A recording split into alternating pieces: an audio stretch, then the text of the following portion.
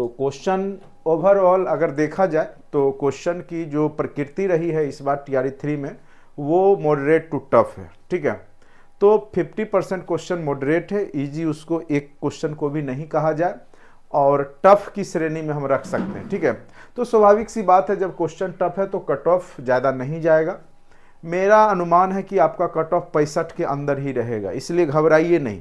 जो लोग 50 और 65 के बीच में वैरी कर रहे हैं उनको ज़्यादा परेशान होने की आवश्यकता फिलहाल नहीं है। ठीक है, वो मेरा अनुभव आपको पता चल जाएगा बाद में। ठीक है, कि हम सही बोल रहे हैं या गलत बोल रहे हैं। ठीक है, तो परेशान बिल्कुल नहीं होइए। और क्वेश्चन ऐसा भी नहीं था कि बिल्कुल एकदम बनने लायक ही नहीं था। 50% क्वेश्चन तो उसमें से बनने लायक हैं, यानी अगर 120 क्वेश्चन की बात करें तो उसमें से 60 क्वेश्चन बनने लायक है और कुछ तुक्का लगाएंगे 5-10 नंबर उससे लाया जा सकता था। ठीक है, हाँ यह है कि 65 से ज़्यादा नंबर लाना इतना आसान काम इस एग्ज़ाम का जो पेपर है उसमें नहीं था। और जो रिजल्ट बनता है वो सीट पे भी बनता है, आपके जो क्वेश्चन की क्वालिटी है उस पर भी बनता है। अभी सारे क्वेश्चन को हम डिस्कस करेंगे। और अगर आप लोग को मेरे आंसर की क्या दुनिया में क्या है नहीं है, कितने लोग कौन सा आंसर दिए हैं, हमको मतलब नहीं है उससे। हमने जो आंसर बनाया है उसको ज़रूर एक बार मिलाइएगा। ठीक है, हो सकता है कुछ क्वेश्चन का आंसर मेरे द्वारा भी गलत हो जाएगा, लेकिन मैं उसमें स्टार मार्किंग जरूर कर दूंगा कि ये क्वेश्चन कन्फ्यूजन भरा है और इसका आंसर कुछ भी हो सकता है। ठीक है, तो आप लोग ध्यान से इसको समझिएगा जो भी लोग हैं। और आने वाले समय में चाहे हेड मास्टर के एग्जाम में बैठने वाले हों या बीपीएससी का प्रशासनिक सेवा में बैठने वाले हों या किसी भी एग्जाम में बैठने वाले हों तो एनालिसिस जरूर देखा कीजिए। ठीक है, एनालिसिस देखने से आपको बीपीएससी का जो बदलाव आया है अपने आप में कह सकते हैं कि बहुत बड़ा बदलाव देखने को मिल रहा है। कुछ सेक्शन बहुत आसान पूछे जा रहे हैं, कुछ सेक्शन जो है बहुत ज़्यादा टफ पूछे गए। जैसे इतिहास की क्वेश्चन की बात करें, हिस्ट्री जनरली इतना टफ 6 to 8 लेवल के मुझे नहीं लगता है टीचर को पूछना चाहिए था, लेकिन चलिए फिर भी आयोग है तो आपको स्वाभाविक सी बात है यहाँ पे जो रिजल्ट बनता है वो कंपेयर के आधार पे बनता है कि कौन सा बेहतर परफॉर्मेंस दे रहा है। ठीक है, ये नहीं है कि सब क्वेश्चन सब लोग बना लिए तो रिजल्ट सबका बन जाता है। तो ये भी आपको है कि कंपैरिजन के आधार पे तुलनात्मक रिजल्ट होता है कि औरों की तुलना में आप कितना ज़्यादा बनाए। तो जो टफ क्वेश्चन है वो हम कल से भी कह रहे हैं कि सबके लिए टफ होगा। जो आसान क्वेश्चन है उसमें अगर आपने गलत नहीं किया होगा तो आप निश्चित रिजल्ट में रहेंगे। ठीक है, तो जो लोग 60 प्लस हैं तो एकदम पूरा एकदम कन्फर्म रहिए कि उनका रिजल्ट बनने वाला है। चलिए क्वेश्चन को हम लोग देखेंगे कि क्वेश्चन की जो प्रकृति रही इस बार टीआरई 3.0 में किस प्रकार के क्वेश्चन रहे और जो एक्सपेक्टेड भी था। कल भी मैंने बताया था, लास्ट कल भी हमने आपको एक चैप्टर पढ़ाया था और बोला था जब भी मैं लास्ट क्लास पढ़ाता हूँ तो एक क्वेश्चन 2 क्वेश्चन वहाँ से आ ही जाते हैं।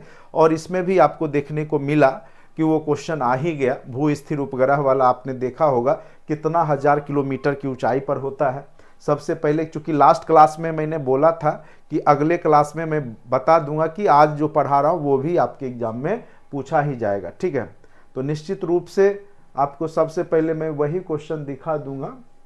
ठीक है, कि जो कल के क्लास में हमने पढ़ाया था सेम टू सेम वही क्वेश्चन आपके देखिए। जियो स्टेशनरी जो कि जीएसएलवी जियो स्टेशनरी की चर्चा हमने बार बार किया था। भू स्थिर उपग्रह जो लोग कल के लास्ट क्लास में होंगे, अगर नहीं होंगे तो अलग बात है, लेकिन अगर वीडियो यूट्यूब पे भी पढ़ा है मेरा देख लीजिएगा। और हमने बोला था कि एक आध क्वेश्चन निश्चित रूप से लास्ट क्लास पढ़ा रहे हैं तो आ ही जाएगा और यहाँ पे भी आया। तो जो अनुमान था किस ऊंचाई पर होता है तो वो 36,000 किलोमीटर की ऊंचाई पर जो आपका जियो स्टेशनरी उपग्रह होता है। तो ऑप्शन देखिए यहाँ 981 है, 15,000 है, 35,000 किलोमीटर है, लेकिन यहाँ पे 36,000 किलोमीटर नहीं दिया गया है, जबकि इसका आंसर 36,000 होना चाहिए। तो देखिए अब कई लोग 35,000 मार दिए हैं, चूंकि अनुमानित है तो लगभग उतना है, लेकिन बीपीएससी मुझे लगता है कि इसका आंसर इनमें से कोई नहीं ही देगा। ठीक है, लेकिन पूरा कन्फर्म जो है ऐसे 36,000 किलोमीटर ही होता है। और हमने आपके नोट्स में भी कल बताया था और हमने बोल करके भी बताया था 36,000 किलोमीटर की ऊंचाई पर जो आपका भू स्थिर उपग्रह होता है उसको रखा जाता है। ठीक है, तो यहाँ 35,000 चूंकि एकदम नजदीक का डाटा दिया है, लेकिन अगर बीपीएससी 35,000 शुरुआती में मान भी लेगा तो आगे चलकर फिर संशोधन करके उसको इनमें से कोई नहीं देना ही पड़ेगा। ठीक है, तो इसका आंसर मेरे तरफ से उपयुक्त में से कोई नहीं ही होना चाहिए।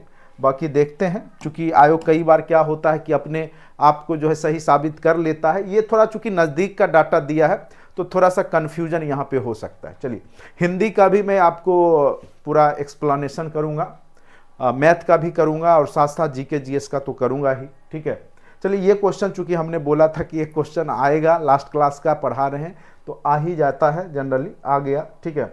चलिए छोड़िए, अब मेन आते हैं कि मैथ के क्वेश्चन बिल्कुल बहुत आसान से क्वेश्चन पूछे गए। 8 क्वेश्चन लॉलीपॉप है, जो कि मुझे लगता है जो सिंपल स्टूडेंट है मैथ का वो भी निश्चित रूप से आप लोग बनाए होंगे। जो जिनका मैथ कमज़ोर भी है वो भी इस तरह के क्वेश्चन को छोड़े नहीं होंगे मेरे समझ से, क्योंकि ये सब क्वेश्चन आपको बहुत ज़्यादा हमने प्रैक्टिस भी करवाया हुआ है। घातांक करनी में भी इस तरह के क्वेश्चन और पिछले बार भी, और जो प्रीवियस ईयर के क्वेश्चन मुझे लगता है कि 8 में से 3-4 क्वेश्चन तो सेम टू सेम प्रीवियस वर्षों के ही क्वेश्चन हैं जो कि बीपीएससी में पूछे जा चुके थे। इस तरह के क्वेश्चन पिछले बार भी टीआरई 2 में पूछा गया था, तो उम्मीद करते हैं जो लोग प्रैक्टिस करते होंगे तो इस तरह के क्वेश्चन को गलत नहीं बनाए होंगे। जैसे x है तो x इक्वल टू क्या दे दिया, 3/2 का स्क्वायर दे दिया है गुना। अब देखिए इन्वर्स में है तो इन्वर्स को अगर आपको सही करना है तो बस इसको उलट देते हैं, अंश को हर में, हर को अंश में बदल के ये माइनस वाले को पॉजिटिव में बदल सकते हैं। ये चीज हमने आपको बताया था, ठीक है। तो ये जब आपका दोनों का बेस सेम है तो पावर आपस में जुट जाता है, ठीक है। तो ये पावर कितना हो जाएगा, बेस सेम है, पावर आपस में क्या हो जाएगा, जुट जाएगा, यानी 3/2 पे पावर क्या हो गया, 6 हो गया, x इक्वल टू। अब यहां पर क्या है कि x का -2 है तो दोनों तरफ आप -2 लगा लीजिए, यहां पर भी -2 कर दीजिए, ठीक है। तो आंसर क्या आ जाएगा आपका, ठीक है। तो यहां पे आ जाएगा, यहां पे आ गया आपका 3/2 पे पावर -12। अगर हम इसको पॉजिटिव में बदलेंगे तो 2 को हर को अंश में रख देंगे और अंश को हर में कर देंगे, तो 2/3 पे पावर क्या हो जाएगा, 12, ठीक है। तो ये आपका रिजल्ट आ जाएगा, ऑप्शन नंबर ए आ जाएगा। इस तरह के क्वेश्चन, कई क्वेश्चन, बहुत सारे क्वेश्चन घातांक करने में हमने समझाया भी है, बताया भी है, ठीक है। उम्मीद करते हैं कि आपको ये समझ में आ गया होगा।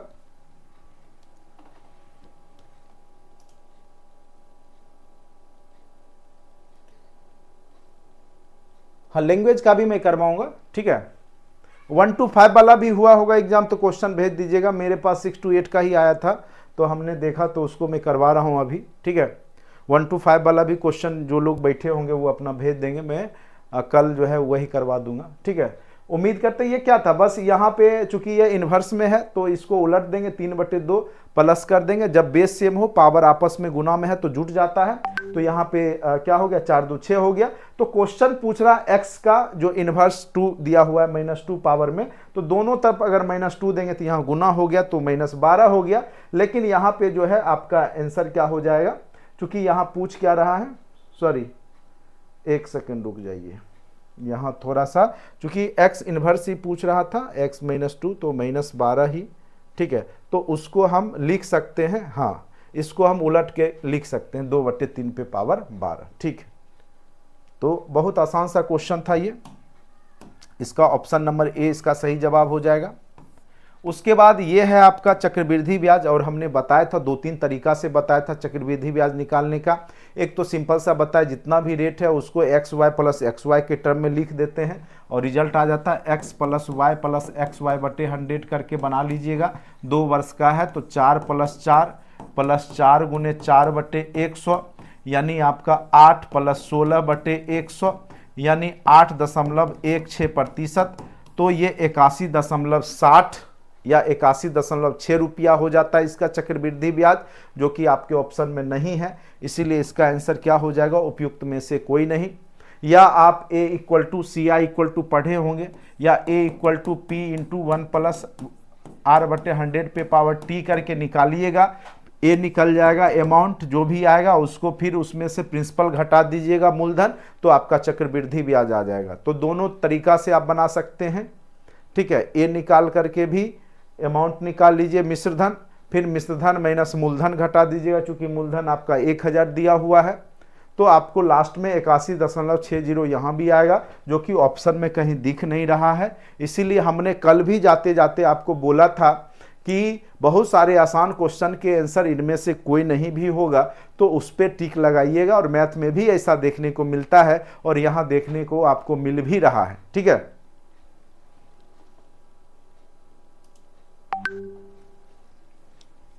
तो आसान, अब देखिए इससे आसान क्या पूछ सकता है आपको। चक्रवृद्धि ब्याज इतना आसान सा क्वेश्चन पूछा है, 2-3 विधि से, जो भी विधि है हमने सब विधि से आपको करवा रखा है। आप देखे होंगे चक्रवृद्धि ब्याज, साधारण ब्याज का चैप्टर, कहीं कोई दिक्कत ही नहीं है इस सब टॉपिक में। अब देखिए ये वाला जो क्वेश्चन है आपका, तो ये तो आपका बहिष्कोण इक्वल टू होता है 360/n, ये सब आप लोग 9-10 में पढ़े होंगे। ठीक है, ज्यामिति का टॉपिक में बहिष्कोण इक्वल टू क्या हो जाता है, या तो आप 360/n कर दीजिए, या कई बार लिखा रहता है 4 गुने समकोण, 4 गुने समकोण/n लिखा रहता है। चूंकि समकोण का मान ही 90 डिग्री होता है तो 360 ही हो गया। तो बहिष्कोण आपको दे रखा है, ये बहुत आसान सा क्वेश्चन है। 45 डिग्री इक्वल टू 360/n, तो n इक्वल टू 360/45।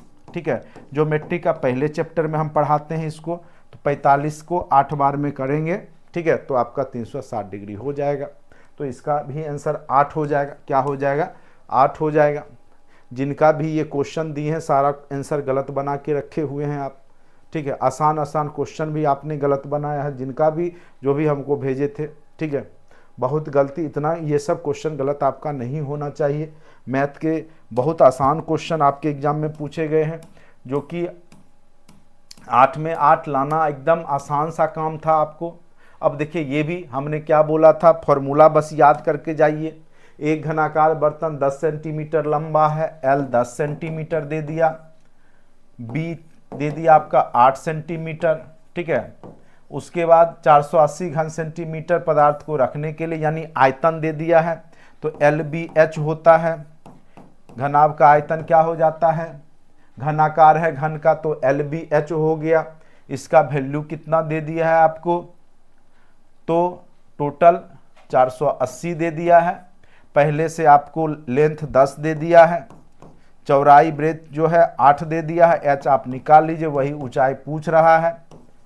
कितना आसान सा क्वेश्चन है। H equal to 480/80, 10 8 80, 8 48, 6 centimetre. ये सही बनाया है आपने, जिनका भी क्वेश्चन था ये 6 सेंटीमीटर इसका आंसर हो जाएगा। LBH ये सब कराया हुआ है क्लास में, आप देखे होंगे वीडियो क्षेत्रमिति में।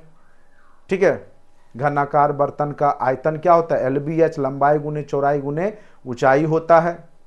बस आयतन दिया हुआ ही था 480 घन सेंटीमीटर तरल पदार्थ को रखने के लिए, बस H निकाल दीजिएगा।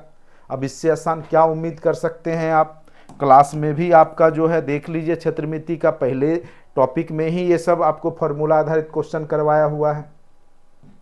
किसी संख्या का 4 गुना 60 से उतना ही कम है। ठीक है, तो यहाँ पर मान लेते हैं, माना कि वह संख्या इक्वल टू, जैसे आपने माना यहाँ, तो माना कि संख्या इक्वल टू x मान लीजिए। ठीक है, किसी संख्या का 4 गुना 60 से उतना ही कम है। 60 से मान लीजिए कोई संख्या है जो कि a कम है, 4 गुना, किसी संख्या का 4 गुना 60 से उतना ही कम है। उतना मतलब a मान लिए, जितना कि उसका 7 गुना 61 से अधिक है। ठीक है, ये हम मान लिए। ये सेम टू सेम आपके प्रीवियस वर्षों में पूछा हुआ क्वेश्चन है। ये जब हम करवा रहे थे तो उस समय भी इस तरह के क्वेश्चन को करवाया था। यहाँ से a का मान निकाल लीजिए या यहाँ से निकाल लीजिए। इसको लिख सकते हैं a इक्वल टू 7x - 61 लिख सकते हैं, 7x - 61 इस समीकरण से। अब इसको इसमें पुट कर दीजिए। 4x equal to 60 minus a है, तो -7x प्लस 61 इधर चला गया, तो 11x इक्वल टू 60 और 61 कितना हो गया, 121। x इक्वल टू क्या हो गया, 11 हो गया। तो वह संख्या क्या हो गई, 11 हो गई। कितना आसान सा क्वेश्चन आपके एग्जाम में पूछा गया। ये इस तरह का क्वेश्चन नंबर सिस्टम में हमने बताया हुआ था। सेम टू सेम, देखिए कॉन्सेप्ट वही रहता है, थोड़ा बहुत आपको प्रैक्टिस करना होता है। मैथ का है, कॉन्सेप्ट हम लोग बताते हैं, कॉन्सेप्ट वही है। अधिक के केस में जोड़ते हैं, कम के केस में घटाते हैं। पूरा आप नंबर सिस्टम में देखिएगा, कहिएगा तो सारा हम खोज भी देंगे। कई लोग को जो है कन्फ्यूजन होगा। ये तो क्वेश्चन अभी जस्ट हमने कल ही बताया था, जियो स्टेशनरी उपग्रह का अनुमानित है, ठीक है, 36,000 किलोमीटर की ऊंचाई पर। तो यहाँ ऑप्शन नहीं है, तो इनमें से कोई नहीं ही मारेंगे। एक आयत की चौड़ाई उसकी लंबाई की क्या है, एक आयत की चौड़ाई उसकी लंबाई की 3/4 है। तो लंबाई मान लिए, किसी आयत की लंबाई हम मान लेते हैं L है, चौड़ाई क्या हो जाएगा 3/4 हो जाएगा। L का 3/4 हो गया, आपका क्या हो गया, ये चौड़ाई हो गया। यही बोला, एक आयत की चौड़ाई उसकी लंबाई की 3/4 है। लंबाई L मान लिए, चौड़ाई 3/4 कर लिए, ठीक है। यदि आयत की परिधि क्या होता है, परिमाप आयत का क्या होता है, 2 इंटू लंबाई प्लस चौड़ाई, यही होता है 2 इंटू लंबाई प्लस चौड़ाई इक्वल टू 546 दिया हुआ है। तो आप इसको सॉल्व कर लीजिए। L का मान L दीजिए, B के जगह 3L/4 कर लीजिए, L प्लस 3L/4 कर लीजिए इक्वल टू 546 कर लीजिए। अब इसको सॉल्व कीजिए तो 4 एकम 4, 4 3 7L, 7L पहले से यहाँ 2 है, 2 रहने देते हैं, और यहाँ पर क्या है 4 है, इसको भी रहने देते हैं, इक्वल टू 546 कर लेते हैं। 2 दूनी 4, 7L इक्वल टू 546 गुने 2/7 कर लीजिए, ठीक है। उसके बाद काटिए, कट जाएगा, 7 से काटेंगे, 7 7 49, 7 7 49, ठीक है, और 5 बच गया, 7 8 56, 78 दूनी कितना हो गया, 8 दूनी 16 का 6, बाकी 1 7 दूनी 156। तो आंसर इसका क्या हो गया 156। ये आपका क्या आ गया, लेंथ आ गया। लेंथ क्या आ गया आपका 156 आ गया। अब ब्रेथ क्या हो गया, जो चौड़ाई है वो कितना हो जाएगा 156 गुने 3/4 था, 3/4, 4 से काट लीजिए, 4 चौका 4 तिहाई 12, 4 9 36, 39 तिया कितना हो गया 9 तिया 27, 7 बाकी 2, 3 तिया 9, 2 11, 117। तो ऑप्शन में दिखना चाहिए आपको 156 और 117, जो कि नहीं है। अब देखिए, आसान सा क्वेश्चन पूछा, ऑप्शन नहीं है, तो आंसर क्या हो जाएगा, इनमें से कोई नहीं। 156 मिला, लेकिन यहाँ 117 होना चाहिए, जो कि दोनों डाटा एक जगह नहीं मिल रहा है, 156 और 117, ठीक है, यानी इसमें से कोई नहीं हो जाएगा। आंसर क्या हो जाएगा, इनमें से कोई नहीं हो जाएगा। इसका आंसर क्या हो जाएगा, इनमें से कोई नहीं। अभी इतना आसान, देखिए आसान आसान क्वेश्चन का आंसर क्या दे रहा है, इनमें से कोई नहीं। और हमने आपको कल जाते जाते बताया था, अपने ऊपर भरोसा रखिएगा, बनाइएगा, आंसर नहीं दिखे तो इनमें से कोई नहीं भी मारिएगा, ठीक है। सारा कुछ आपको बता के भेजे थे। अब देखिए, रेशियो में सेम टू सेम क्वेश्चन हमने करवाया हुआ है। इस तरह के क्वेश्चन को क्या था, इसमें सबको या तो रुपया को पैसा में बदल दीजिए या पैसा को रुपया में बदल दीजिए। तो हम क्या करते हैं, रुपया को ही पैसा में बदल देते हैं। 1 रुपया बराबर 100 पैसा लिख दिए, 50 पैसा हो गया, और आपका 10 पैसे के सिक्के हो गए। जितने संख्या में है उसके सामने लिखते हैं। 3, 4 और 5 के रेशियो में है। हमने बोला था अपने मन से एक्स लगा सकते हैं, चूंकि रेशियो में है। अब इसको गुना कर लीजिए, ये 300x हो गया, प्लस 200x हो गया, प्लस 10 × 5 = 50x हो गया। यही आपके 187 रुपया के बराबर है, यानी पैसा में बदलेंगे तो 18700 हो जाएगा। अब आप x का मान निकाल सकते हैं, 550x इक्वल टू 18700। तो x इक्वल टू 18700/550। ये कट गया, काटिए इसको। 1870 को 55 से काटिए, ठीक है, 1870 को 55 से काटिए, देखिए कितना आता है, जरा काट के बताइए आप लोग। काटिए, 1870 को काटिए तो जरा।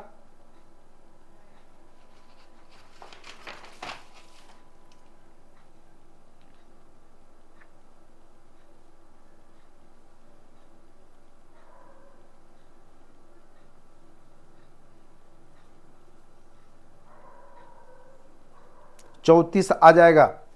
ठीक है, कैलकुलेटर का हमने यूज कर लिया। 34 आ गया, 34x का मान आ गया। अब पूछ रहा है प्रत्येक प्रकार के सिक्के, तो आपके जो थे 1 रुपया वाला 3x के टर्म में था, तो 34 दिया, कितना हो गया, तो करेंगे तो 102 आ जाएगा। 34 गुने 3 102 हो गया। फिर आपका हो गया 34 गुने 4, 34 गुने 4 136 हो गया। तीसरा हो गया आपका 5 के रेशियो में 5x, x का निकाले हुए हैं। 34 इंटू 5 170, यानी इस रेशियो में, ठीक है, वहाँ पर जो है प्रत्येक प्रकार के सिक्कों की संख्या क्रमशः कितना हो गया, 102, 136 और 170। ये सही बनाया आपने जो भी बनाए हैं, ठीक है। तो 37 का आंसर क्या हो गया आपका, ए हो गया। अब बताइए, इस तरह का क्वेश्चन क्या क्लास में नहीं किया हुआ था? सारे क्वेश्चन कराए हुए हैं। आप कहेंगे तो अभी मैं आपको वीडियो सहित दिखा दूंगा। रेशियो वाले चैप्टर में मैं बता दे रहा हूं, इस तरह का क्वेश्चन आपको कराया हुआ है, अच्छे से आप देखे होंगे। जो लोग देखे हैं, नहीं देखे तो अभी भी मौका है, देख लीजिए, भरोसा तब कर लीजिए, क्लासरूम में ये सब किया हुआ है। ये भी क्वेश्चन आपको दिया हुआ क्वेश्चन है। जब भी आपको त्रिज्या वाला केस में हो तो हमने बताया था x plus y plus x y बटे 100, चूंकि दो टर्म में आर स्क्वायर होता है। क्षेत्रमिति में ये क्वेश्चन कराया हुआ है। 40% बढ़ा है, तो 40 प्लस 40 प्लस 40 गुने 40 बटे 180 प्लस कितना हो गया 1600 बटे 100, ये कट गया, यानी 96% की क्या हो जाएगी, वहां पर वृद्धि हो जाएगी। कितना प्रतिशत हो जाएगा वृद्धि, तो 96% की वृद्धि हो जाएगी। चलिए अब क्वेश्चन पे आते हैं, साइंस वाला। जियो स्टेशनरी कल ही बताए थे, इसको ज्यादा बताने की आवश्यकता मुझे नहीं लग रहा है अब है। 36,000 किलोमीटर किसी परिपथ में कौन सा पद विद्युत पावर को दर्शाता है? देखिए IR² R और VI ये दोनों पावर को दर्शाता है, जबकि IR² पोटेंशियल को दर्शाएगा, तो इसका आंसर बी हो जाएगा। साबुन उद्योग का उपजात क्या उत्पाद जो है ग्लिसरॉल से साबुन उद्योग में यूज होता है, ग्लिसरॉल का, ठीक है, तो इसका जो है आंसर ग्लिसरॉल हो जाएगा।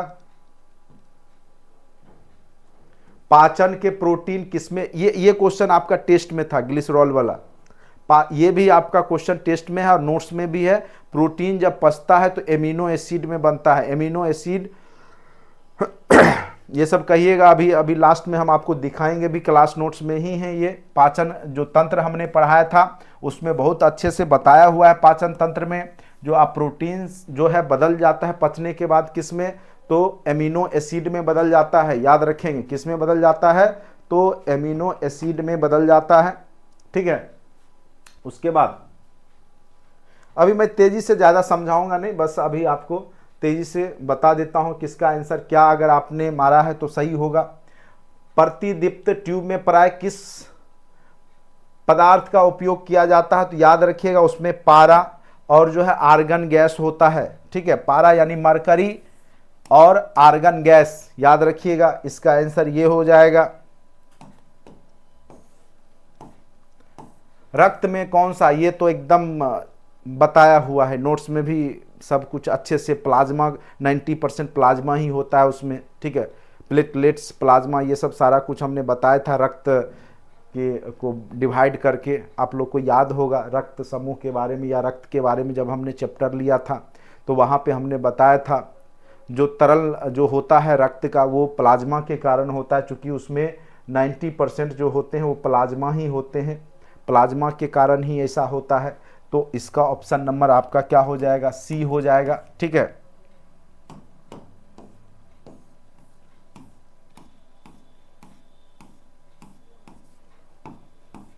क्लोरीन की रासायनिक अभिक्रिया के कारण जब वातावरण में क्लोरोफ्लोरोकार्बन CFC निर्मुक्त होते हैं तो वो निम्नलिखित में से क्या विनष्ट, सिंपल सी बात है, आपको हमने बताया था EVS में कि क्लोरोफ्लोरोकार्बन से आपका क्या होता है कि ओजोन जो लेयर है उसका क्षरण होता है, और यहाँ पे आंसर ओजोन मॉलिक्यूल लिखा हुआ है।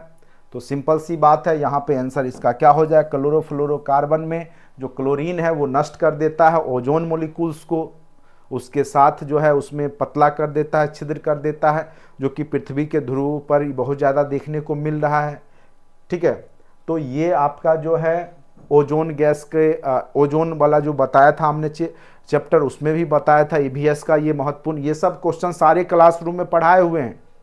अगर आपको लगता है नहीं पढ़ाए हैं तो अभी लास्ट में आप अस्थिर से देखते रहिएगा, मैं सारा दिखाऊंगा कहाँ कहाँ हमने पढ़ाया है, वीडियो लेक्चर विद सबूत, सारा कुछ आपके नोट्स में है। अगर नहीं है तो खोज लीजिए, अच्छे से मिल जाएगा। ठीक है, फिर भी कहिएगा क्वेश्चन नहीं आया तो आपको कैसे पढ़ाएगा कोई भी, जान लीजिए। इकोसिस्टम बैक्टीरिया अपघटक, ये तो पिछले बार भी पूछा था, बैक्टीरिया का काम ही है अपघटन करना, अपघटक है बैक्टीरिया। ठीक है, हाल ही में ताइवान के निर्वाचित राष्ट्रपति, अब ये तो आप कॉमन सेंस का ही क्वेश्चन है, इसमें तो कुछ ज़्यादा दिमाग लगाने की बात ही नहीं है। ताइवान और चीन के बीच में विवाद रहता है। ताइवान को चूंकि अन्य देश, वो चीन चाहता नहीं है कि उसको देश का दर्जा मिले, लेकिन अमेरिका ने उसको देश का दर्जा दे रखा है, तो उससे हमेशा अगर कोई भी उसको कुछ भी ताइवान के प्रति अपना जो है सिंपैथी दिखाता है या कुछ भी, तो चीन उसको आंख दिखाता है। ये तो कॉमन सी बात थी, आप ऐसे भी कॉमन सेंस से भी जो लोग मारे होंगे मार दिए होंगे।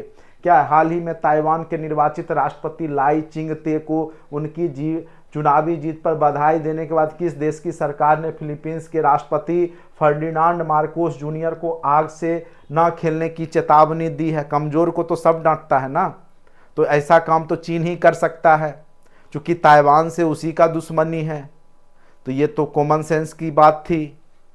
और ये हमने चीनी साम्यवादी क्रांति में भी ताइवान और चीन के बारे में बताया था। अगर इतिहास के भी स्टूडेंट होंगे तो वहाँ से भी ये आप कॉमन सेंस से निकाल लीजिएगा। बहुत सारे करेंट अफेयर्स कॉमन सेंस से भी निकल जाते हैं। अब ये देखिए, ये मामला ऐतिहासिक था तो ये आपको करंट में पूछा है, लेकिन ज़्यादा परेशान होने वाला क्वेश्चन नहीं पूछा था आपको। चीन आंसर हो जाएगा इसका। चलिए,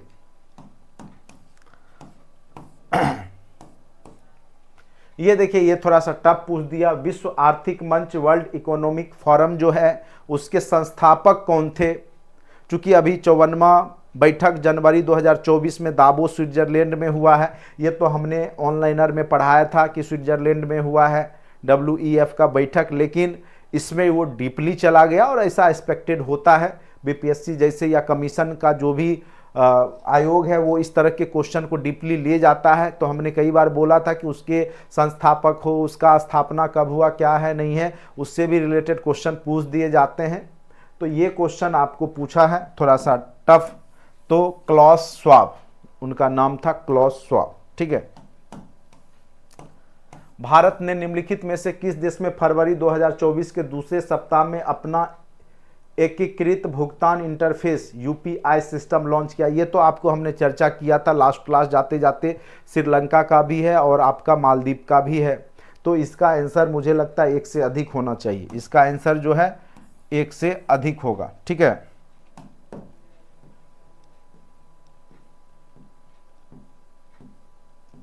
भारत के निम्नलिखित में से किस राज्य ने 6 फरवरी, देखिए एकदम फरवरी तक ले गया। हम लोग उम्मीद किए थे कि जनवरी तक ही पूछेगा, लेकिन अब BPSC अपने आप में बहुत बड़ा बदलाव करती है।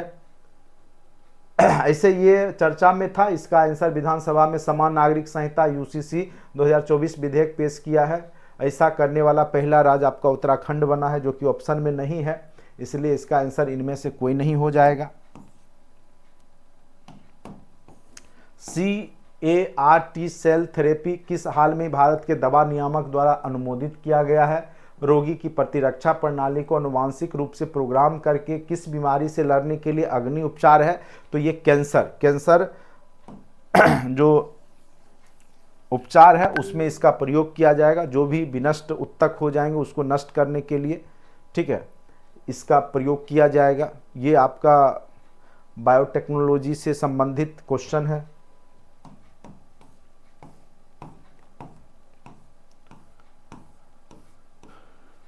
ये देखिए, अब इसमें से 2000 ग्रैमी पुरस्कार नहीं पूछा, थोड़ा सा घुमा के ले गया। हम लोग ग्रैमी पुरस्कार तक पढ़े थे, लेकिन ये क्या पूछ दिया कि उस ब्रिटिश गिटार वादक का नाम बताइए जिनको कि जाकिर हुसैन और 3 अन्य भारतीयों के साथ दिस मोमेंट पर सर्वश्रेष्ठ वैश्विक संगीत एल्बम के लिए 2024 का ग्रैमी पुरस्कार मिला है। तो उनका नाम था, याद रखिएगा, जॉन मैकलॉन्गलिन। ठीक है, मैकलॉन्गलिन, जॉन मैकलॉन्गलिन। ठीक है, ये उनका नाम है।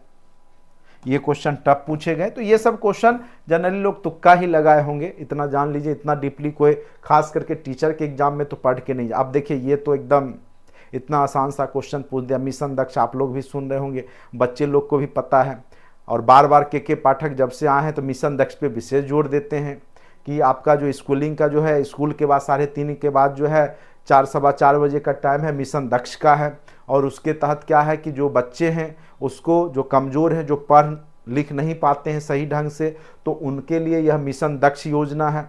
तो थोड़ा बहुत भी अगर न्यूज़पेपर वगैरह देखते होंगे या कहीं कहीं सुनते होंगे बच्चे लोग को लेट क्यों छुट्टी हो रहा है, तो आपको ये क्वेश्चन पता होगा। ये आसान सा क्वेश्चन आपको पूछा गया है। मिशन दक्ष शैक्षणिक रूप से कमज़ोर बच्चे, और टीचर लोग इसका चर्चा करते ही रहते हैं मिशन दक्ष को लेकर के। ठीक है, तो ये भी आसान क्वेश्चन है। तो देखिए कुछ क्वेश्चन आसान है, कॉमन क्वेश्चन है, कुछ क्वेश्चन बहुत ज़्यादा टफ है। ये बात मैं भी मान रहा हूँ कि क्वेश्चन इतने आसान नहीं हैं। ठीक है, और एग्जाम में और भी प्रेशर होता है एग्जामिनेशन हॉल में, तो इसीलिए मेरा एक्सपेक्टेड कट ऑफ आपका जो इस बार के एग्जाम का है 65 ही रहेगा। ठीक है, 65 ±3 maximum cut off general category का मैं बोल रहा हूँ। बाद बाकी लोग 55, 60, 65 के बीच में ही वैरी करेंगे। ठीक है, आप देखिएगा, रिजल्ट आने दीजिए।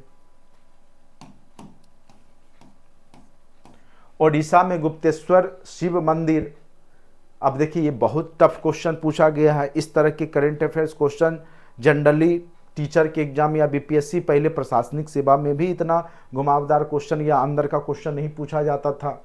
ओडिशा में गुप्तेश्वर शिव मंदिर से सटा प्रसिद्ध गुप्तेश्वर वन, जिसे हाल ही में चौथा जैव विविधता विरासत स्थल BHS घोषित किया गया है, किस जिले में स्थित है? और ये सब क्वेश्चन उठाया गया है EVS के करेंट अफेयर्स का।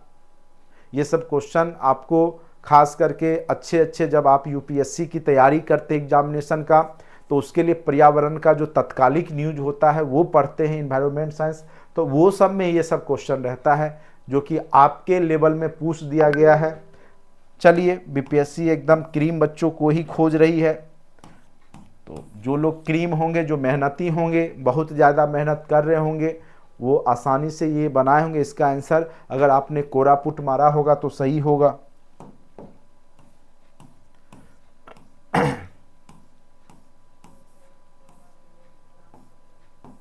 बालटोरो हिमनद अवस्थित है, तो मेरे तरफ से इसका आंसर काराकोरम है। ठीक है, केंद्रीय उच्च भूमि के संबंध में निम्नलिखित कथनों में से कौन सा सही है? तो इसका आंसर जो है उपयुक्त में से एक से अधिक सही होगा। निम्नलिखित में से कौन सा उथली झील है? तो देखिए यहाँ पे दो आंसर पे हम लोग जो है यहाँ सोच रहे थे, अल्पपोषी झील या खारी झील, इसमें से कोई आंसर होगा, नहीं तो एक से अधिक भी हो सकता है। ये स्टार मार्का लगा के हम छोड़ दे रहे हैं आपको, ये बीपीएससी आयोग जब देगा आंसर तब क्लियर होगा। निम्नलिखित में से कौन सा जीवोम चेपरेल के रूप में जाना जाता है? तो ये हो जाएगा भूमध्य सागरीय जो झाड़ी वन है वो ऐसा जाना जाता है।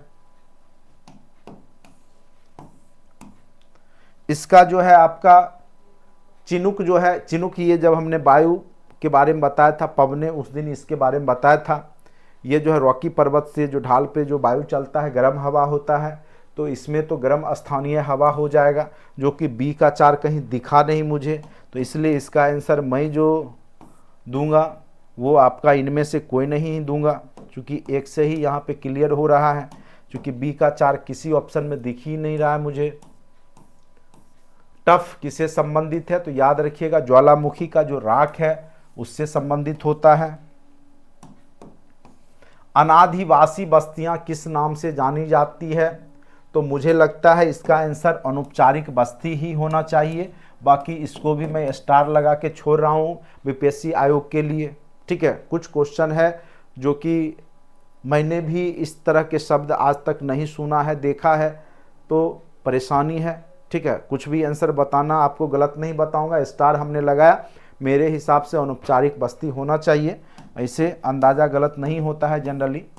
उसके बाद ये तो मरुदभिद वाला, ये तो आपको पता ही होगा, मरुदभिद किस वन में पाए जाएंगे, मरुस्थल में ही पाया जाएगा, मरुस्थलीय वन में मरुदभिद, कैक्टस वगैरह जो हुआ उस तरह का स्थलीय वन हो गया, मरुस्थलीय वन, ये आपका हो जाएगा इसका आंसर।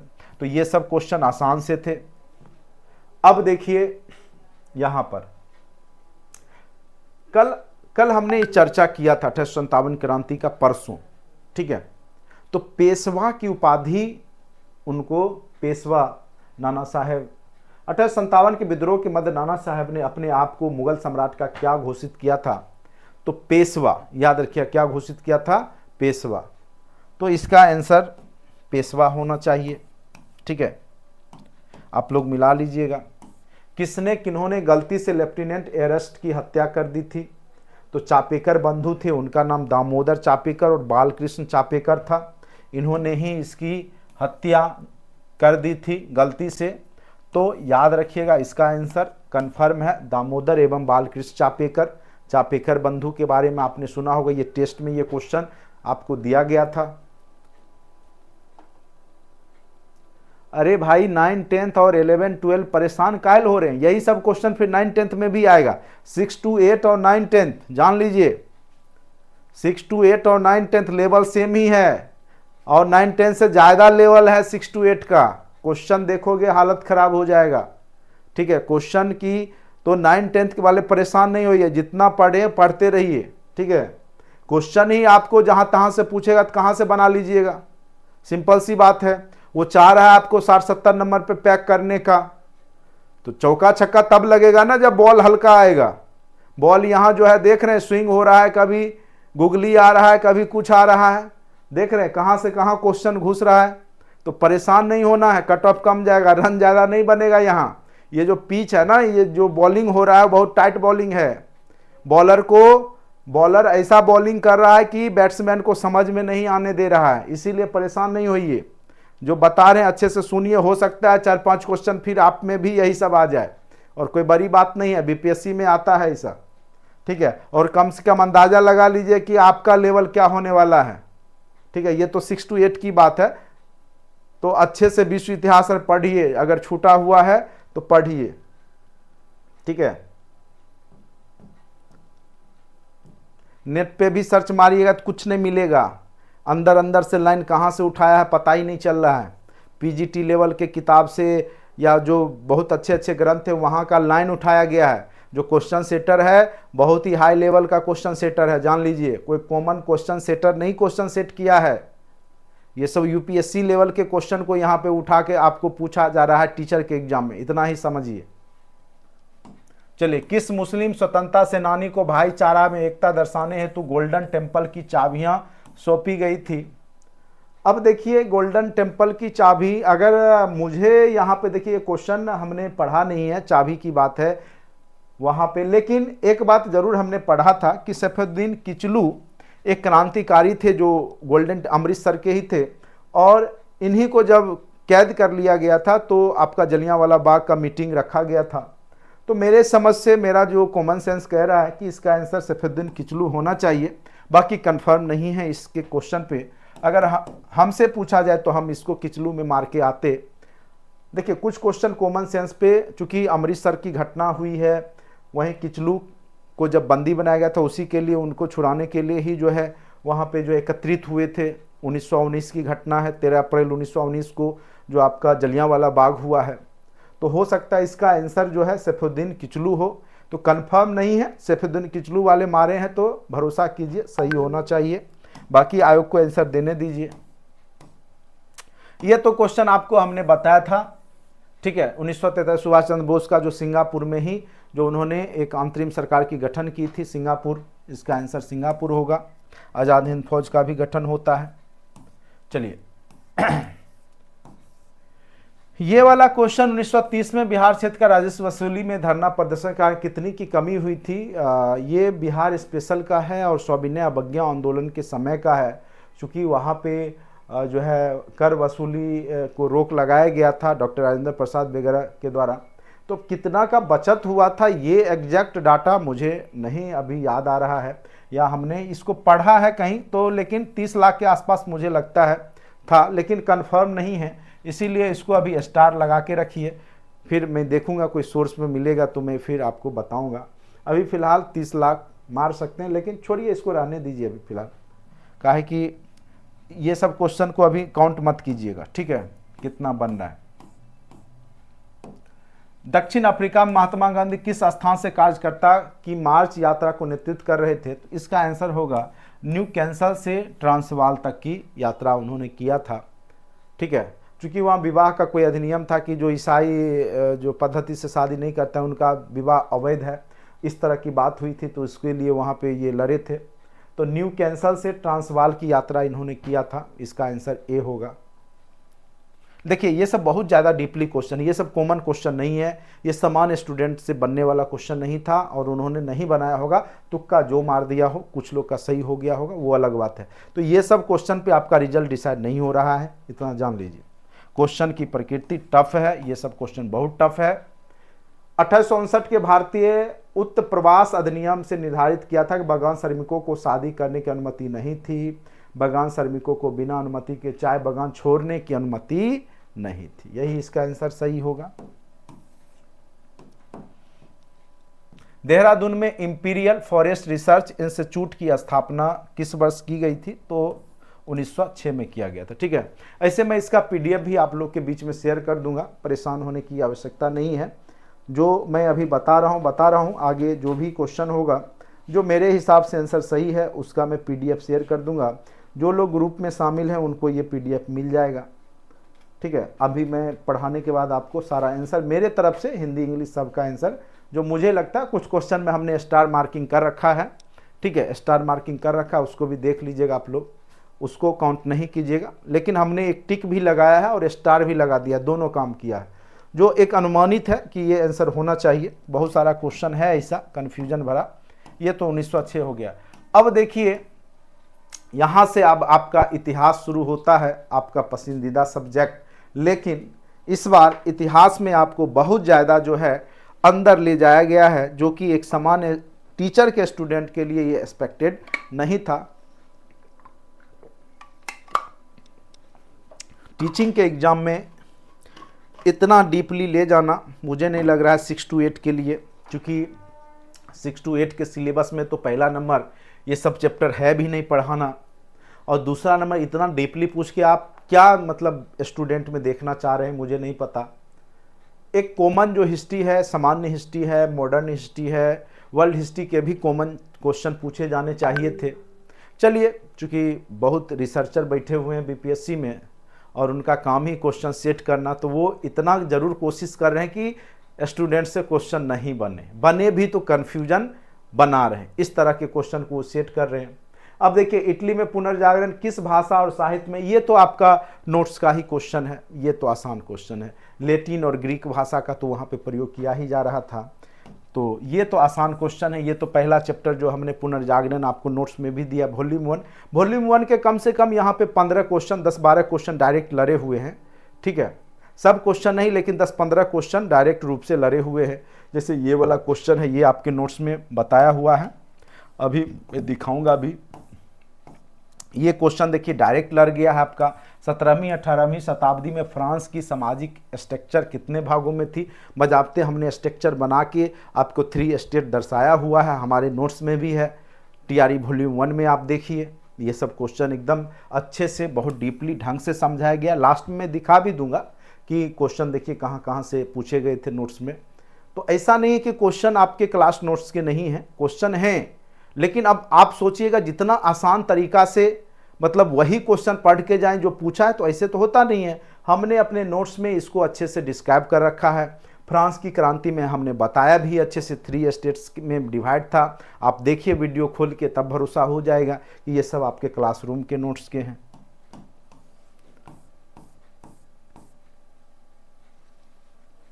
ये तो एकदम क्वेश्चन आसान सा क्वेश्चन है। वर्साई की संधि जो आपका द्वितीय विश्व युद्ध का कारण बनता है, प्रथम विश्व युद्ध में हमने बहुत अच्छे से डिस्क्राइब करके बताया है।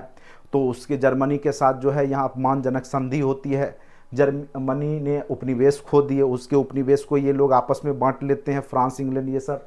क्षतिपूर्ति की राशि बहुत ज़्यादा, बहुत 5 अरब पाउंड उस पर लाद दिया जाता है। ये सब नोट्स में बजाते लिखा हुआ है। इसे असैन्यकरण और सैनिक जो था उसको भी कंट्रोल कर लिया जाता है कि इतना से ज़्यादा वो सैनिक नहीं रख सकता है।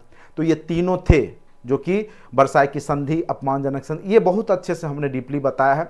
आगे नोट्स में भी दिखाऊंगा। जर्मनी का जो है ये प्रथम विश्व युद्ध के जो परिणाम है उसमें आपको अच्छे से बताया गया है, आप लोग को याद भी होगा। जो ये क्लास नोट्स के ही हैं, direct same to same question है, बहुत अच्छे से इसको समझाया गया है मेरे द्वारा, ठीक है। तो जो जो क्वेश्चन हमने बताया मैं स्वयं बता दूंगा, नोट्स के साथ सबूत के साथ बता दूंगा। जो क्वेश्चन हमने नहीं पढ़ा है मैं अलग से बोल दे रहा हूं कि ये क्वेश्चन टफ है या हमने नहीं पढ़ा है, मुझे जानकारी नहीं है, ठीक है। लेकिन ये सब क्वेश्चन आपको पता होगा कि ये सब क्लास नोट्स के ही हैं। चलिए, पॉलिटी आपके बहुत आसान पूछे गए हैं। एक बात ये है कि पॉलिटी आपको बैकअप दे रहा है यहाँ पे, नहीं तो जिस प्रकार से हिस्ट्री के टफ क्वेश्चन पूछे गए हैं तो बहुत कम कट ऑफ जाता, लेकिन पॉलिटी आपको बैकअप दे दिया है, ये बात मैं समझ रहा हूँ। इनमें से कौन ब्रिटिश के विरुद्ध लड़ने वाला जनजातीय नायक नहीं था? देखिए हमने बोला था इस तरह के क्वेश्चन बार बार पूछे जाते जनजातीय आंदोलन से। तिलका मांझी भी है भागलपुर से, कुन्हू मुर्म, कान्हू, चांद भैरव ये भी है। लेकिन चित्तरंजन दास कभी जनजातीय हो सकते हैं क्या? संभव है? चित्तरंजन दास जनजातीय थे? कहीं आपने सुना है? नहीं सुना है। तो ये तो कॉमन सेंस का क्वेश्चन था, इतना आसान सा क्वेश्चन है आपका। इनमें से कौन ब्रिटिश के विरुद्ध लड़ने वाले जनजातीय नायक नहीं थे? मुर्मू, आदिवासी लोग, अभी भी द्रौपदी मुर्मू हैं। सिद्धू कान्हू, चांद भैरव हमने बताया ही था, तिलका मांझी के बारे में बताया ही था, ठीक है। क्वेश्चन भी इसका इस तरह के जो है आपके ऑब्जेक्टिव में होंगे। तो CR दास क्या हो सकते हैं? जनजातीय नहीं हो सकते ना। तो आंसर क्या हो जाएगा? सी। ये तो आसान सा क्वेश्चन था। तो अभी जितने भी क्वेश्चन 4 के चारों आसान क्वेश्चन थे जो कि गलत बनने वाला नहीं था, ठीक है। अब देखिए ये फ्रांस की क्रांति से संबंधित है क्वेश्चन। स्वतंत्रता, समान नियमों और समान अवसर। स्वतंत्रता, समानता और बंधुत्व की का जो नारा है फ्रांसीसी क्रांति है। विचारों को फ्रांसीसी सामाजिक बदलाव प्रस्तुत करने वाले व्यक्ति। तो फ्रांस के कौन कौन यहाँ पे जिनका विचार का प्रभाव है? तो एक तो रूसो तो थे ही, दूसरा जीन जैक्स। तो जीन जैक रूसो एक ही व्यक्ति का नाम है, ये मुझे लगता है बाय मिस्टेक कोमा यहाँ पर गया है। और जॉन लॉक भी आपको हमने बताया है फ्रांस की क्रांति में, जैसे वाल्टेरे हैं, ठीक है, रूसो हैं, मॉन्टेस्क्यू हैं, वाल्टेरे। तो ये सब जो है फ्रांस की क्रांति से संबंधित है। तो यहाँ ऑप्शन मुझे लगता है मॉन्टेस्क्यू, हॉब्स, जॉर्ज। दांते जो हैं वो इटली के थे, ठीक है। John Locke, Arthur young. तो मुझे लगता है यहाँ पे आंसर ए होना चाहिए। थोड़ा सा स्टार लगा लीजिएगा, बीपीएससी कई बार इस तरह के आंसर को थोड़ा सा विवादित भी हो जाता है। अब मेरे हिसाब से John Locke, Jean Jacques Rousseau होना चाहिए। सामाजिक, चूंकि सामाजिक बदलाव की बात है यहाँ पे। चलिए, ये क्वेश्चन जो है हमने ये बताया है कि फ्रांस की क्रांति में ये सब बुद्धिजीवी थे, लेकिन ये इतना कथन हमने नहीं आपको नोट्स में लिखा, चूंकि मुझे भी उम्मीद नहीं था कि इतना डीपली ये ले जाएगा, ठीक है। बहुत डीपली ये क्वेश्चन ले गया आपको, लेकिन इतना है कि अंदाजा आप लगा सकते थे नोट्स को पढ़ के, ठीक है। सेम टू सेम तो नहीं मिलेगा। अब देखिए ये वाला तो हमने बहुत अच्छे से पढ़ाया हुआ है, टाइद के बारे में, टाइल के बारे में, और जो है लिब्रे फ्रांस की मुद्रा है, ये आपको फ्रांस की क्रांति में अच्छे से वहाँ पे हमने बताया हुआ है, ठीक है। टाइद, टाइल और ऑब्जेक्टिव सेशन में भी कराया हुआ था। ये तो बहुत आसान सा क्वेश्चन था, इसका आंसर 1 से अधिक हो जाएगा क्योंकि सब सही है। युग्म सुमेलित है। टाइल चर्च द्वारा वसूल किया जाने वाला कर, ये भी सही है। और प्रत्यक्ष रूप से राज को अदा किया जाने वाला कर, ये भी सही है। फ्रांस की मुद्रा उस समय लिब्रे थी, लिब्रे, वो भी सही है। तो यानी 1 से अधिक इसका आंसर हो जाएगा, ठीक है। तो ये तो आसान क्वेश्चन, ये तो क्लास नोट्स के ही हैं, क्लास टेस्ट में भी ये पूछे गए क्वेश्चन हैं। अब देखिए, किस वर्ष रूसी बोल्शेविक पार्टी को संविधान सभा में बहुमत न मिलने पर असेंबली में यह तर्क देते हुए और निश्चित परिस्थितियों में चुनी गई असेंबली के मुकाबले अखिल रूसी सोवियत कांग्रेस कहीं ज़्यादा लोकतांत्रिक संस्था है, उनके प्रस्तावों को ठुकरा दिया। तो शुरुआती में बोल्शेविक क्रांति को जो है, जो आपका रूस की क्रांति आप पढ़ते हैं तो उसमें 1917 में सबसे पहले जो है क्रांस्की या कुछ नाम रहता है, उसका सरकार बनता है। उस समय बोल्शेविक का नहीं बन पाता है, लेकिन बाद में जाके बनता है। तो मुझे लगता है इसका आंसर 1917 ही होगा, लेकिन फिर भी मैं इसको स्टार लगा के छोड़ रहा हूँ और थोड़ा सा आयोग का आंसर आने दीजिए। ठीक है, 1917 इसे होना चाहिए मेरे हिसाब से। मैं स्टार जो पूरा 110% नहीं हूँ उसमें स्टार लगा दे रहा हूँ। ठीक है, लेकिन उम्मीदता वही होगा आंसर। ठीक है, हाँ, ये तो आपको बहुत आसान सा क्वेश्चन पूछा है। प्रसिद्ध क्रांतिकारी नेता चंद्रशेखर आज़ाद के कहने पे किसने द फिलॉसफी ऑफ बम, और आपको हमने किताब जो लिखा हुआ है पुस्तक और राइटर का नाम, उसमें भी ये क्वेश्चन सेम टू सेम बताया हुआ है। आप देखिएगा, the philosophy of bomb book है, उसके रचनाकार का नाम लिखा हुआ है भगवती चरण बोहरा। आपका जो नोट्स है वॉल्यूम 1 का जो किताब और उसके रचयिता वाला में, उसमें ये क्वेश्चन है किया हुआ है। तो ये सेम टू सेम आपके क्लास नोट्स के हैं, आप देख लीजिएगा, मिला लीजिएगा। तो ये भी क्वेश्चन क्लास नोट्स के ही हैं। ये क्वेश्चन तो आपको कई बार हमने टेस्ट में भी पूछा है, टेस्ट के भी एग्जाम में कामागाटा मारू प्रकरण के बारे में बताया भी है। एक जहाज था जो कनाडा गया था, ठीक है, जहाँ पे उसको उतरने नहीं दिया गया था, और एक मूवी भी आई थी, इसकी भी चर्चा हमने किया था, अक्षय कुमार वाला जो मूवी आया था। ठीक है, तो ये एक जहाज़ था, कामागाटा मारू प्रकरण आपको हमने बता रखा है।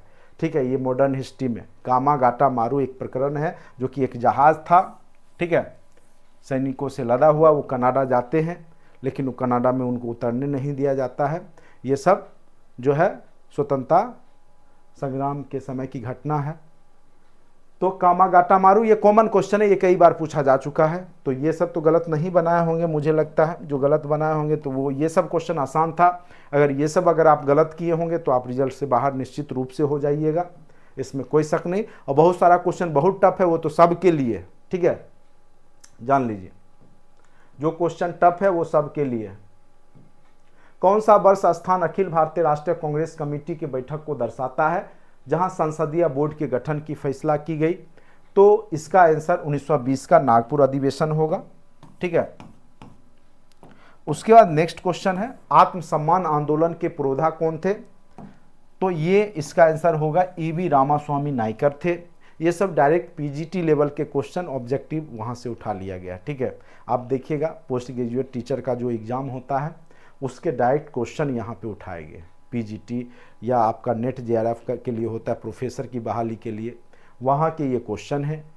ठीक है, आत्मसम्मान आंदोलन, ऐसे ये कॉमन क्वेश्चन है, ज़्यादा टफ भी नहीं है। जर्मनी में नाजी यूथ लीग का गठन कब हुआ था? तो इस यूथ का जो गठन 1920 में हुआ था, 21 में फिर हिटलर किया था। तो मुझे लगता है हिटलर इसमें शामिल हुआ था, तो 1921 वाला ही आंसर इसका सही होना चाहिए। नहीं तो हो सकता है इनमें से कोई नहीं भी आयोग दे सकता है, लेकिन मेरे हिसाब से फिलहाल 1921 ही रहने दीजिए।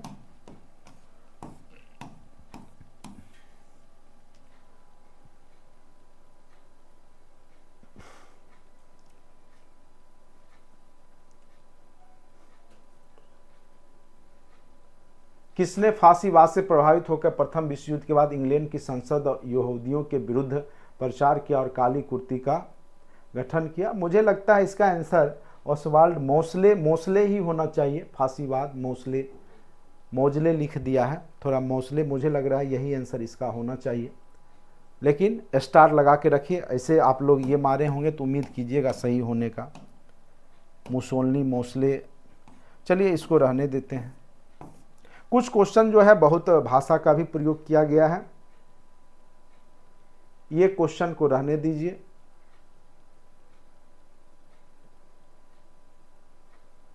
हाँ, ये वाला क्वेश्चन है 1815, ये तो वियना संधि आपको हमने करवाया हुआ है। वियना संधि में जो है आपका परसा और रूस रहता है शामिल, ये आपका पोलैंड नहीं रहता है शामिल। पोलैंड इसमें शामिल नहीं होता है। कौन शामिल नहीं था? तो पोलैंड इसमें शामिल नहीं था। ठीक है, याद रखिएगा, ये क्लास नोट्स के हैं। हार्दिक समझौता में कौन सा देश शामिल था? ठीक है, तो इसमें आपका फ्रांस इंग्लैंड दोनों शामिल था, तो इसका आंसर हो जाएगा आपका उपयुक्त में से एक से अधिक। यूरोपीय राष्ट्रवादी आंदोलन के दौरान प्रतीकात्मक शब्दावलियों का कौन सा युग सही था? तो मुझे लगता है इसका आंसर जो है उगते सूरज किरण और एक नए युग का सूत्रपात। ठीक है, ये इसका आंसर होना चाहिए, लेकिन फिर भी इसको स्टार में रखिए, अभी बीपीएससी का आंसर मिलाइएगा तब कंफर्म हो लीजिएगा। ठीक है,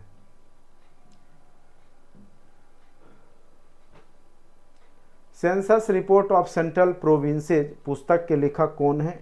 ये मुझे अभी आइडिया नहीं है, मुझे लगता है इनमें से कोई नहीं होना चाहिए। ये सब क्वेश्चन जो है टफ है। अब देखिए ये क्या, निम्नलिखित में से कौन सा कथन सत्य है? ठीक है, 18वीं सदी तक महीन कपड़े के अंतर्राष्ट्रीय बाजार में भारत का दबदबा था। बिल्कुल, शुरुआती चरण में हस्तकारी भारत का था। ये तो 18वीं सदी में जो फ्लाइंग शटल वगैरह बना, उसके बाद जो है अंग्रेज लोग जब आए भारत तब जाके वहाँ पे कपड़ा बेचना शुरू किए। तो 1700 से 1800 के बीच के पीरियड में भारत में जो है महीन कपड़े का कारीगरी होता था, तो ये तो सही है। अमेरिकी गृह युद्ध के फलस्वरूप भारत के कपास निर्यात में कमी आई, ये भी सही है। जब वहाँ गृह युद्ध समाप्त हो गया तो अमेरिका से ही कपास जाने लगा। फ्लाइंग शटल के आने से हथकरघा कामगारों की उत्पादकता में सुधार हुई, ये भी सही है। तो इसका आंसर हो जाएगा आपका एक से अधिक। इसका आंसर क्या हो जाएगा आपका? एक से अधिक। ये आपका औद्योगिक क्रांति से संबंधित क्वेश्चन पूछ दिया। ठीक है, 1873 में रचित पुस्तक गुलामगिरी किस धारणा को निष्प्रभावी करती है? तो निम्न जातीय विभेद, ये इसको भी, धार्मिक असमानता इसको भी, गुलामगिरी, सामाजिक ताने बाने की जटिलता इसको भी। तो इसका आंसर हो जाएगा आपका एक से अधिक। इस तरह के क्वेश्चन में आंसर आपका एक से अधिक ही होगा। ठीक है, संयुक्त राष्ट्र संघ के संस्थापक देशों की संख्या 51 थी। ये आपको लास्ट चैप्टर में वॉल्यूम 1 में बताया हुआ है, TRE 1 के वॉल्यूम 1 में। रोम चलो का नारा, मुझे लगता है क्योंकि इटली में रोम है तो मुसोलिनी ही दिया होगा मेरे समझ से। ऐसे हम इसको मुसोलिनी मार करके स्टार लगा दे रहे हैं। रोम चलो का नारा मुझे जहाँ तक की याद है मुसोलिनी ही होना चाहिए।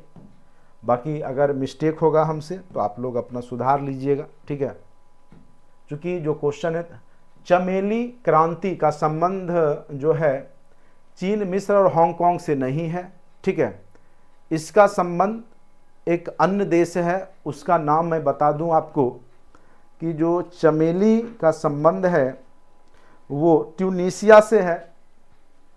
इसमें से इसका आंसर हो जाएगा मेरे समझ से उपयुक्त में से कोई नहीं। अगर लगाए होंगे तो सही होना चाहिए। स्टालिनग्राद की लड़ाई किसके किसके मध्य हुई थी? तो ये जो लड़ाई है वो आपको, स्टालिनग्राद की जो लड़ाई है वो बुल्गारिया और जर्मनी के मध्य में हुई थी। Option number B. ये सब क्वेश्चन फिर थोड़ा सा टफ डीपली पूछ दिया गया है। तो इसमें 15 ही क्वेश्चन मान के चलिए, 40 में 15-16 ही क्वेश्चन जो हैं जो आसानी से बनने वाले हैं। बाद बाकी जो है थोड़ा सा टफ प्रवृत्ति के हैं। हिंदुस्तान स्टैंडर्ड किसका समाचार पत्र है? तो सच्चिदानंद सिन्हा। रूस में नई आर्थिक नीति लागू किसने किया था? ये तो हमने आपको बताया हुआ, लेनिन का दिया हुआ 1921 ईस्वी में। रूस में एक नई आर्थिक नीति के जन्मदाता हैं लेनिन, शुरुआती दौर में। ठीक है, तो याद रखिएगा लेनिन। वैश्वीकरण के संदर्भ में ये तो आपको LPG योजना बार बार बताया हमने। मुक्त व्यापार, निजीकरण, आर्थिक सुधार तीनों है जो कि भारत में 1992 में आया। उपयुक्त में से एक से अधिक इसका आंसर हो जाएगा। ये तीनों सही है। ठीक है, LPG योजना।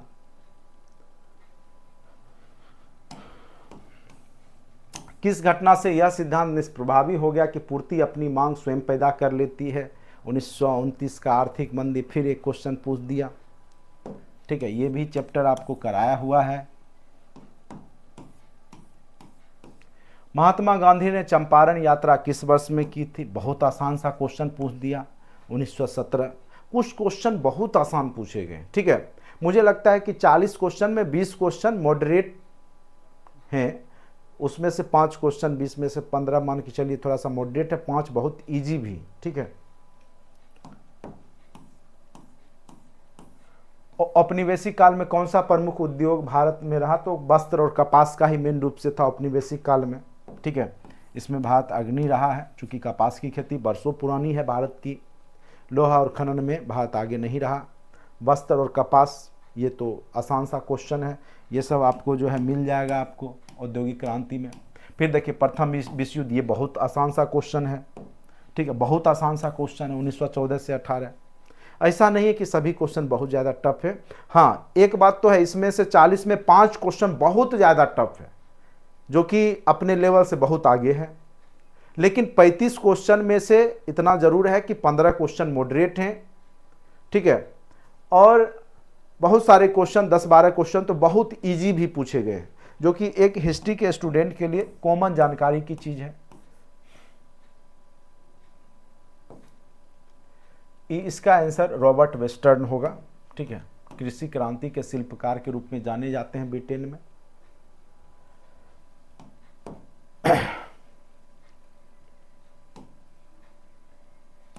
चलिए 30-31 मुझे लगता है हिस्ट्री खत्म ही होने वाला ही होगा।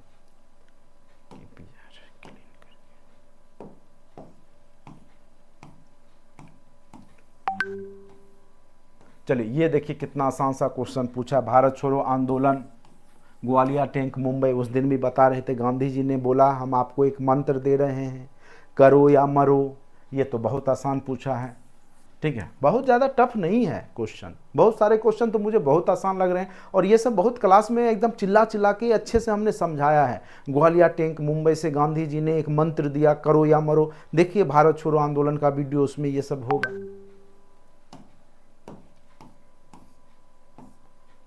हाँ देखिए, ये भी क्वेश्चन जो है, ये क्वेश्चन भी आपका छापाखाना वाला जो है पुर्तगाली के द्वारा लाया गया है, ये भी नोट्स में है लिखा हुआ। ठीक है, भारत में प्रथम छापाखाना किस वर्ष किसके द्वारा स्थापित किया गया था? तो पुर्तगालियों के द्वारा। भारत में ऐसे वैश्विक स्तर पे जो है चीन में जो है ये शुरुआत हुई थी, चीन ने किया था।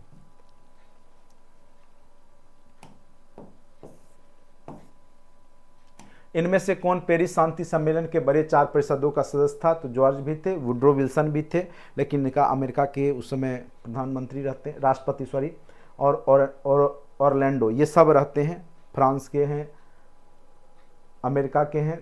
तो ये सब सभी सदस्य रहते हैं पेरिस शांति समझौता में। तो उपयुक्त में से एक से अधिक, ये तो आपका जो है क्लास नोट्स का ही है। किस वर्ष लॉर्ड लिटन ने भाषाई आधार पर प्रेस की स्वतंत्रता को प्रतिबंधित किया था? तो 1878 में। ठीक है, वर्नाकुलर प्रेस एक्ट, ये सब जो है आपको पढ़ाया गया है। तो ये भी क्वेश्चन आपके मॉडर्न हिस्ट्री के पूछे गए हैं। बैसाखी के दिन हुआ था जलियांवाला बाग का हत्याकांड 13 अप्रैल 1919 को। ये तो चर्चा भी हमने किया था बैसाखी के दिन। सैफुद्दीन किचलू को जब बंदी बना लिया जाता है तो उसके लिए ये कौन सा? जलियांवाला बाग नरसंहार हेतु गठित border inquiry committee, Hunter committee के भारतीय को स्थान मिला था, तो उनका नाम था चमनलाल और हरिलाल सीतलवाड़। ठीक है, इसका आंसर ये हो जाएगा। किसने भारत में आधुनिक छपाई तकनीक प्रारंभ की? तो पुर्तगाली ने ही सबसे पहला अपना छपाई कारखाना। 2 क्वेश्चन यहीं से आंसर मिल गया। कुछ क्वेश्चन ऐसा है कि उसका आंसर क्वेश्चन में ही है। ठीक है, ऐसा हमने 3 क्वेश्चन देखा है जिसका आंसर आपके क्वेश्चन में ही कहीं ना कहीं दिख रहा है। ठीक है, और ज्योग्राफी में भी हमने देखा था कई क्वेश्चन का आंसर क्वेश्चन में ही फिर पूछ रहा है तो दे दिया है। ठीक है, जैसे एक भाट वाला है क्वेश्चन, आगे मैं ज्योग्राफी में बताऊंगा, मैं देख रहा था तो कुछ क्वेश्चन ऐसे पूछ दिए गए जो कि आंसर वाला भी क्वेश्चन टाइप का पूछा हुआ है। ठीक है, जैसे यहाँ पे अभी देखिए आधुनिक छपाई तकनीक, और एक भी था ना अभी छपाई के लिए, कब 1557 ईस्वी में, देखिए छापाखाना। तो सेम क्वेश्चन हो गया था। अब जो भी कॉमन सेंस वाले होंगे 2 नंबर तो ऐसा ही जो फ्री में स्कोर कर लिए होंगे। बस हो गया 40 क्वेश्चन। अब मैं बताता हूं कि हिस्ट्री के कौन कौन से क्वेश्चन आसान थे, कौन मॉडरेट। ये क्वेश्चन मॉडरेट था, ये क्वेश्चन आपका बहुत आसान था, ये क्वेश्चन आपके आसान हैं, ये क्वेश्चन आपके जो है आसान थे चूँकि 2 क्वेश्चन से ही आंसर निकल रहा था। ये क्वेश्चन बिल्कुल आसान थे, बहुत आसान थे। ठीक है, और ये क्वेश्चन आपके जो है मॉडरेट, लेकिन पुर्तगाली आपने पढ़ा है, छापाखाना सबसे पहले वही लाते हैं, तंबाकू छापाखाना ये सब, तो ये भी आसान ही हम मानते हैं, मॉडरेट मानते हैं। तो इधर तो 6 क्वेश्चन जो है आप इजीली 6 में 5 तो एकदम सही कर सकते थे, ठीक है। उसके बाद महात्मा गांधी की चंपारण सत्याग्रह जो है बहुत आसान था क्वेश्चन, ठीक है। तो ऐसा नहीं है कि बहुत ज़्यादा आपका वस्त्र कपास वाला था औपनिवेशिक काल में, ये सब आपको क्लास में औद्योगिक क्रांति में बताया हुआ है अच्छे से, ठीक है। तो उम्मीद कीजिए कि टफ है क्वेश्चन, हम नहीं कह रहे कि टफ नहीं है, लेकिन उतना भी टफ नहीं है कि आपके क्लास नोट्स से नहीं आए हैं। लगभग मुझे लगता है 35 क्वेश्चन डायरेक्ट क्लास नोट्स के हैं। 5 क्वेश्चन थोड़ा डीपली है जो कि आपके कॉमन सेंस पे आधारित है, उसको भी हमने तरीका देके आपको बताया ही। आपके पॉलिटिकल साइंस के क्वेश्चन बहुत आसान हैं, आप वहाँ पे कम से कम 40 में 30-35 नंबर तक स्कोर कर सकते हैं, ठीक है। और बाकी आपके साइंस के क्वेश्चन आपको दिखाया ही, टफ नहीं है। 8 मैथ बहुत आसान क्वेश्चन पूछा गया है, ठीक है। ज्योग्राफी के भी क्वेश्चन हैं, वो भी क्लासरूम के बहुत सारे क्वेश्चन हैं, ठीक है। तो परेशान नहीं होना है, कट ऑफ 60-65 ही जाएगा, ठीक है। लेकिन हाँ, अपने क्लासरूम का क्वेश्चन, बहुत सारा क्वेश्चन डायरेक्ट लड़ा हुआ है, ठीक है। अभी मैं आपको ऑन स्क्रीन भी दिखा देता हूँ, ठीक है, कि कहाँ कहाँ से क्वेश्चन, अगर आप लोग चाहेंगे तो, ठीक है। नहीं तो दूसरे दिन मैं किसी दिन, चूँकि अब टाइम हो चुका है, तो मैं दूसरे दिन का सेशन रखता हूँ, उसमें पॉलिटिकल साइंस, ज्योग्राफी, इकोनॉमिक्स, और साथ साथ मैं आपको जो क्वेश्चन कहाँ कहाँ से पूछे गए वो सारा आपको दिखा दूंगा, जिससे आपके अंदर एक कॉन्फिडेंस की भावना आ जाएगी, ठीक है। तो 60-65 नंबर जो ला रहे हैं, एकदम भरोसा रखिए अपने ऊपर, निश्चित रूप से आप सफल होंगे। क्वेश्चन बहुत ज़्यादा टफ भी नहीं पूछे गए हैं और क्वेश्चन आसान भी नहीं है, मॉडरेट टू टफ है। 65 नंबर के अराउंड, 65 +-3 जनरल कैटेगरी का कट ऑफ मेरे हिसाब से होना चाहिए, और वो डिपेंड करता है सीट पर भी, ठीक है। क्योंकि बचे खुचे लोग ही इसमें बैठे हैं, तो जो ब्रिलियंट थे, जो ओवर टैलेंटेड थे, वो तो TRE 2 में निकल गए हैं। TRE 3 में बचे खुचे लोग हैं, तो उसमें मुझे नहीं लगता है कि ज़्यादा कट ऑफ होना चाहिए, कई आधार बनेगा इसका कट ऑफ का, ठीक है। बाकी देखिए आगे क्या होता है, ये तो अनुमानित है। बाकी हिंदी उन्दी का आंसर की मैं अभी आपको PDF के माध्यम से ग्रुप में शेयर कर देता हूँ, ठीक है। और जो लोग हेड मास्टर के एग्ज़ाम की तैयारी करने का सोच रहे हैं, वो अभी से लग जाइए। क्वेश्चन आपने देखा ही, और इसी तरह के क्वेश्चन आपके भी एग्जाम में पूछा जाएगा, ठीक है। और हिंदी उन्दी तो क्वेश्चन नाम ही मत लीजिए, बहुत आसान क्वेश्चन है, और पहले भी हमने बोला कि हिंदी में 15 क्वेश्चन बना के आप निकल लीजिएगा, ठीक है। यानी दूसरे सेक्शन में टाइम दीजिएगा, मेरा योजना सही था आप लोग के लिए। हिंदी बहुत आसान क्वेश्चन पूछा हुआ है, और सबसे बड़ी बात है कि 2-2 गद्यांश दे दिया, और उसमें 10 नंबर तो ऐसे ही आपको फ्री में मिला है। 10 में तो 8 नंबर तो जरूर ले आइएगा उसी में से, और उधर जो है आसान सा क्वेश्चन है, इंग्लिश के भी आसान ही क्वेश्चन पूछे गए हैं, ठीक है। तो आराम से आप लोग अच्छा स्कोर कर सकते थे, नहीं किए हैं तो भी टेंशन नहीं लीजिए, अभी इंतज़ार कीजिए, ठीक है। रिजल्ट भी ज़्यादा दिन लगेगा नहीं, मेहनत करते रहिए, कंटिन्यूटी बनाए रखिए, जो होना होगा वही होगा, ठीक है। और भरोसा रखिए अपने ऊपर, मेहनत किए हैं, रिजल्ट बनेगा, ठीक है। चलिए आज के लिए इतना ही।